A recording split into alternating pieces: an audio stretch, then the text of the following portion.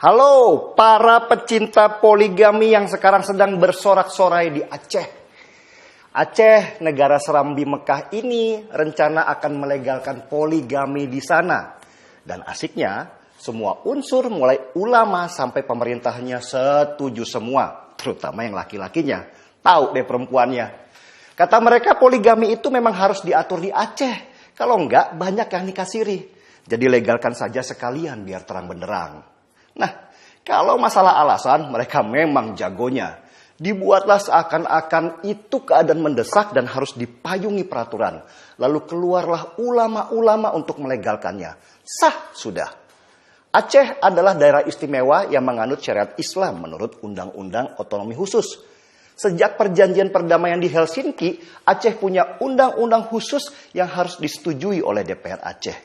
Tapi sayangnya, sejak undang-undang khusus itu diberlakukan di Aceh, masalah mereka masih berputar di sekitar itu saja. Kalau nggak mabuk, judi, ya masalah mesum. Melanggar soal-soal itu, siap dicambuk di depan publik. Cetar. Tapi bagaimana dengan ekonominya?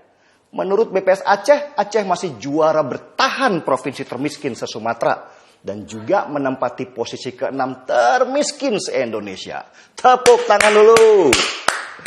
Padahal sudah ratusan triliun rupiah dana otonomi khusus dikucurkan ke Aceh sebagai bentuk kepedulian negara. Dan hasilnya 2 gubernur ketangkap karena korupsi. Rakyatnya ya tetap makan hati. Siap-siap dicambuk karena salah sedikit. Sedangkan yang korupsi tidak ada hukum yang mengatur potong tangan sesuai syariat Islam bagi pencuri. Hebat kan? Sahabat super, begitulah kondisi di Aceh sekarang. Dan sesudah semua prestasi itu, pemerintah Aceh pun sibuk mengatur bahwa poligami harus dilegalkan. Bahkan ketua FPI Aceh malah mengatur jumlah berapa wanita yang harus diperistri. Katanya gini, bupati harus punya minimal 3 istri. Anggota DPR Aceh juga minimal 3 istri.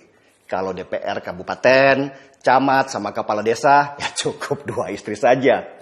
Dan ternyata banyaknya istri sesuai dengan pangkat dan jabatan. Semakin tinggi pangkatnya, semakin banyak istrinya. Rakyat Aceh bagaimana? Harus punya berapa istri minimal? Ya, rakyat Aceh siap-siap hadapi cambuk lagi. Jadi rekan-rekan sekalian, terutama emak-emak yang budiman, kalau pengen lihat bagaimana sistem khilafah kelak terjadi di Indonesia, cukup main-main saja ke Aceh. Dan negeri ini kelak akan sibuk berdebat berapa istri yang harus didapat. Sedangkan Malaysia mungkin sudah menemukan cara bagaimana warganya berwisata ke planet Mars. Markibong, mari kita bongkar. Seruput kopinya, saya Dennis Regar di acara Timeline.